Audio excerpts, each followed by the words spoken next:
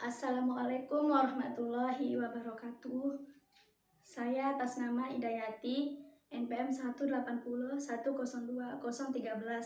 Pendidikan Guru Sekolah Dasar. Di sini saya akan memaparkan sedikit tentang pendidikan multikultural.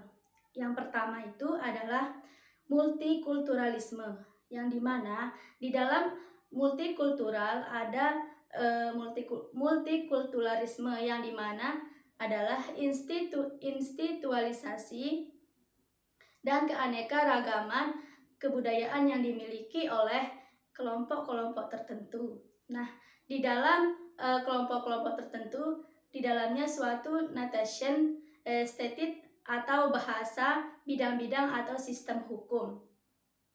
Kebijakan pemerintah di dalam bidang kesehatan dan perumahan, pendidikan dan bidang lainnya. Nah, selanjutnya di dalam pendidikan multikultural terdapat pendidikan multikultural menurut Hidayat, yaitu pendidikan multikultural merupakan domain esensial yang harus dihadiahkan dalam konteks pendidikan Indonesia. Nah, selanjutnya itu adalah di dalam pendidikan multikultural itu sendiri ada yang namanya pengembangan model pendidikan multikultural, yang dimana pengembangan model pendidikan multikultural itu ada 4. Yang pertama itu adalah penanaman pemahaman dan kesadaran akan keberagaman dalam kesatuan. Nah, di sini yang kedua yaitu pengintegrasian domain multikultural secara holistik ke dalam mata pelajaran.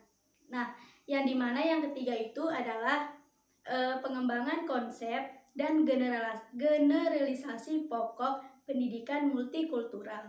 Nah, yang terakhir itu adalah yang keempat, di mana model pengorganisasian materi pendidikan multikultural.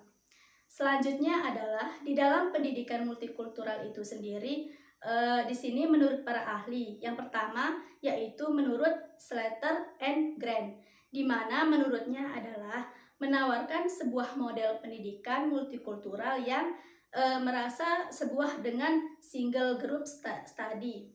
Nah, yang kedua itu menurut Asyari, yang dimana menurutnya itu adalah menyatakan bahwa yang dimaksud dengan pendidikan multikultural adalah proses penanaman cara hidup menghormati, tulus, dan toleransi terhadap keanekaragaman budaya yang hidup di tengah-tengah masyarakat plural.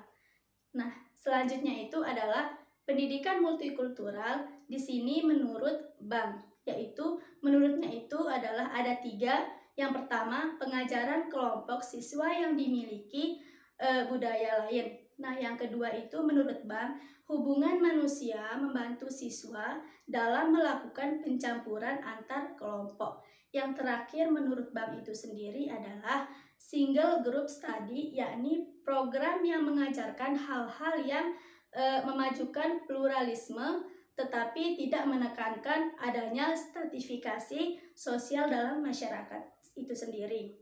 Nah, yang selanjutnya itu adalah di dalam multikultural itu sendiri terdapat keberagaman budaya, yaitu ada 3.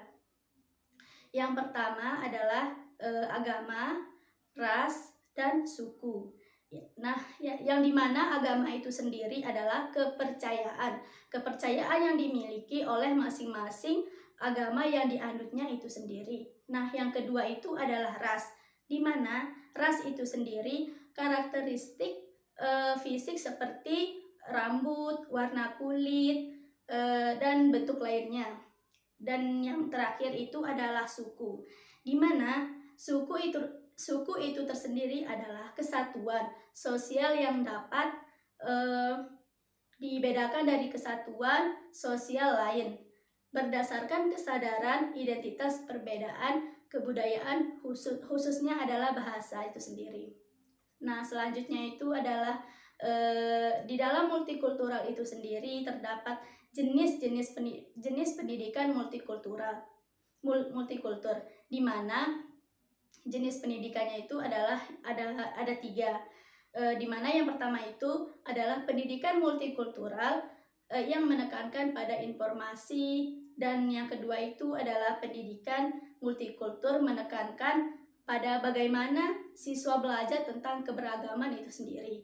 Nah, yang ketiga itu adalah model pendidikan multikultur yang menekankan pada isu dan tindakan sosial. Nah, selanjutnya adalah di dalam pendidikan multikultural sendiri, yaitu di mana di sana pendidikan multikultur menurut Janes. Nah, di sini menurutnya itu adalah ada 5 di sini. Yang pertama, pembentukan karakter, pelatihan hidup bersama, pembentukan bersama, pelatihan keterampilan sosial dan moral, dan yang terakhir adalah pengembangan jiwa keterampilan. Nah, mungkin hanya itu yang saya bisa paparkan. Kurang lebihnya mohon dimaafkan. Wabillahi taufiq wal hidayah. Assalamualaikum warahmatullahi wabarakatuh.